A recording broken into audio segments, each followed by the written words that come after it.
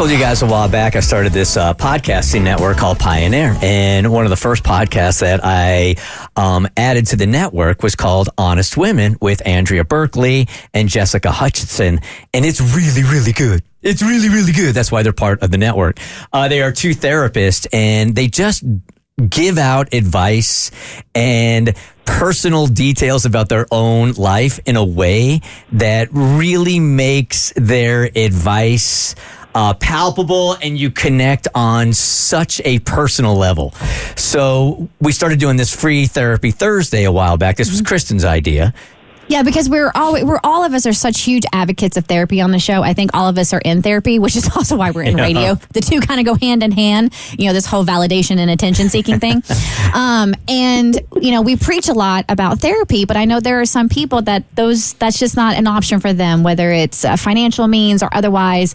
So we thought, hey, a way to make this a little more accessible to people is to do a free therapy Thursday. So listeners will submit emails, and then we have actual professionals on, not us with our rando advice, but real professionals on to give solid advice. And Andrea Berkeley is like a real professional. Hey, Andrea. Hey, Bert. Hey, everybody. Good morning. Morning. Good morning. All right, so we read this email, man, and we knew immediately this was above our pay grade. Exactly. As soon as it said pansexual, we're like, all right, call Andrea. So we'll read you the email and see what you got, okay? So I'm ready. The email reads, "Hi. So for the last year or so, I've listened to you guys every morning before I got up. I was just really hoping that one of you, whether it be an LGBTQ plus member of the show or not, could help me out. I am a 16-year-old proud pansexual living under my very, very unsupportive parents' roof. Since they found out, our house has been a war zone. They are doing their best to, I guess this is the best way to put it, scare me into being a straight person. Needless to say, it isn't working. They've gone as far as threatening conversion therapy against me. They've even called our church preacher. With everything that they've done and the things they've said, I've just become increasingly sadder by the day. I was hoping that one of you, doesn't necessarily have to be an LGBTQ plus member, but it might be a bit better if it was, I'm not sure to be honest, could possibly give some advice as to how to healthily manage the sadness. I love my parents, and I know they love me. We still get along just fine when they forget about my sexuality and beliefs, but until they can realize that I'm not trying to force them to accept me or that their words and actions hurt, I need to find a way to manage it all. Thanks in advance and signing off with love." All right, this is how disconnected I am here in why we had to have Andrea on. I had to look up what pansexuality was, to be honest with you. And the classic example is pansexuality is sexual, romantic, or emotional attraction towards people of all genders or regardless of their sex or gender identity. They love everybody. Love everybody. Oh, what an awful place to be in. I just love everybody. All right, sounds great, actually. So, Andrea, the question here really, I think, is more towards the parents maybe and how she's dealing with her parents' reaction. Yep. Well, before I jump in, I just have to say, so you guys, thank you for calling me. I'm so honored that you would trust me with this question. It is a big one. And so I know this is my first 30 seconds on the show, but I'm asking for a rebrand. Free Therapy Thursday is a wonderful idea, but today it's going to be Therapeutic Thursday because I am a licensed therapist, and I want to make sure that everybody listening knows that this is not therapy. The reason that I really want to emphasize that is because the word that I saw coming up again and again, and like I can feel my heart hurt hearing this message from this listener, is sad. And we know, it's very well documented that LGBTQ plus kids are at a much higher risk of depression, anxiety, and even attempting suicide. And one of the risk factors that contributes to that is not having support at home. And so this listener is really in a precarious position, and they're trying to do something.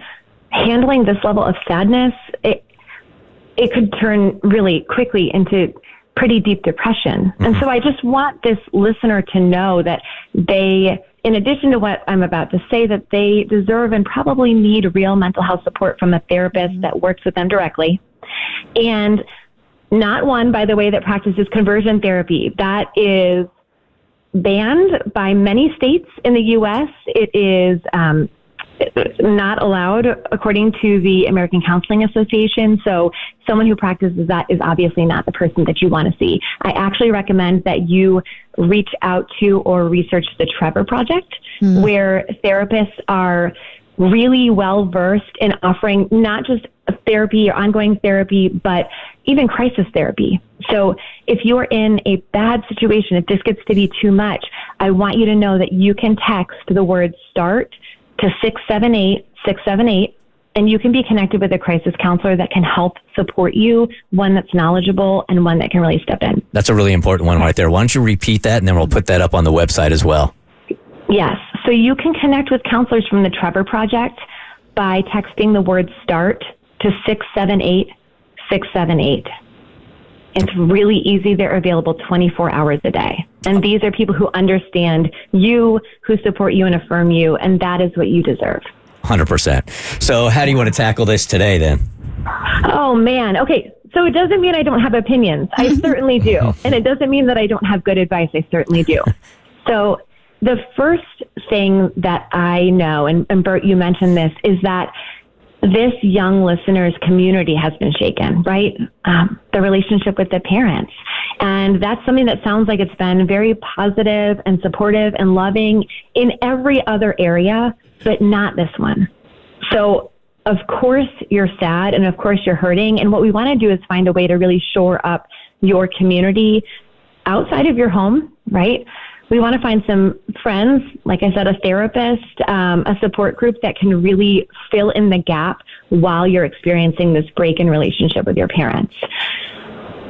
Also, we want to address what's going on with your parents. So I'm sorry that you've had to learn this really important lesson so early, but parents are people too. And people, they don't get it right all the time. And so there's a lot of gray area here. You've got a relationship with people who are so important to you, and they love you and you love them, and this is hurting you. And I just want to let you know that it's okay to manage that inside your home by setting a boundary. And what that means is you can say to your parents, I love you and I know you love me. And because of that, I'm asking that we don't talk about these things. I let you into this part of my life. You haven't been able to handle it. And so I'm not going to try to justify or argue or defend or explain. I just think that this is something that we're not going to share. That is such a difficult conversation for adults to have with their adult parents. So at 16 years old, I don't want to dismiss how difficult that is to say, but it is the healthy thing to say. It is. And sometimes saying it ahead of time, like, I am not minimizing how hard that would be. I mean, it makes me nervous to say it out loud as an adult. And yet it could start to lay a framework for you guys to have a relationship, that's outside of the moment where you're really in conflict. So if you wait until your parents are threatening in some way to say that, it's probably not going to go as well. But if you try to find a calm moment and say that in a heart-to-heart way, at least you're floating the idea out there that this isn't up for discussion, kind of, know.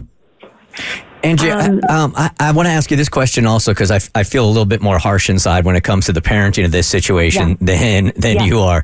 And you're right, parents are human, but it almost feels like to me that the stakes are too high for a parent to mess this one up, especially when you're talking about depression and you're talking about suicide. So from the parent standpoint, when you have two parents that are just digging in like this right now, what can you say to the parents to get them to be more open-minded and make sure that their kid is healthy, even if you don't understand it and it might go against what you think your values are? Right. I so agree with you, Bert. And if I could swoop into this situation and I could say, hey, we're not going to be experiencing this pain and suffering. The stakes are too high. The pain is too great. I would do it. And yet I know that I can't do that. I think if I were to speak directly to the parents, I would ask them to center their child, right?